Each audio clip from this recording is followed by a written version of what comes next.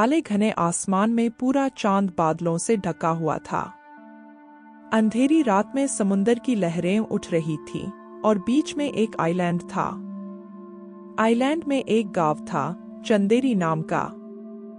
इस गांव में एक घर था जहां सभी लोग पूजा पाठ कर रहे थे। अचानक किसी के चिल्लाने की जोर से आवाज आई, जिससे सभी घबरा गए। गांव के मुखिया का बेटा उदय कई सालों बाद अपने घर लौटा। गांव में आते ही उसने देखा कि हर घर के बाहर वस्त्री रक्षा करना लिखा हुआ था। उदय को यह समझ नहीं आया। उसने अपने पिता से इस बारे में पूछा। पिताजी ने बताया कि कुछ साल पहले गांव में एक स्त्री का आतंक फैला था, जो औरत की इज्जत नहीं करने वालों को उठाकर ले जाती थी और मार देती थी। बाद में जब सभी ने माफी मांगी और औरत की इज्जत करने लगे, तो वह स्त्री उनकी रक्षक बन गई। अब गांव में एक नई समस्या थी। गांव की औरतें ही सुरक्षित नहीं थीं। कोई था जो औरतों को उठाकर ले जाता था और मार देता था।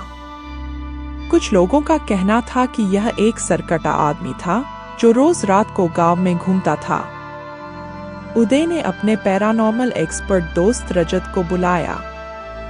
रजत ने गांव में घूमकर जानकारी इकट्ठा की और पता चला कि स्त्री को वापस बुलाने के लिए उसे 7 दिन यज्ञ करना होगा।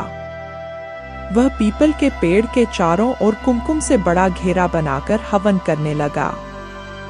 रजत ने हर दिन स्त्री की किसी चीज की आहुति दी।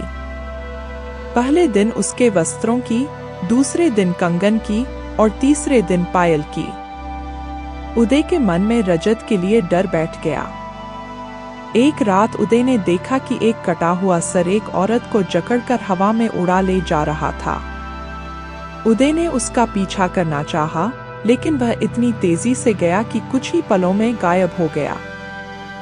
अमावस्या की रात सारे गांव वाले स्त्री की मूर्ति के पास जाकर दूध से अभिषेक करने लगे और गांव की रक्षा की प्रार्थना करने लगे। यज्ञ की आखिरी रात को रजत ने अपनी पूरी कोशिश की कि वह स्त्री को वापस ला सके। उसने कहा, स्त्री, मैंने 7 दिनों तक तुम्हारा आवाहन किया है ताकि तुम वापस आ सको।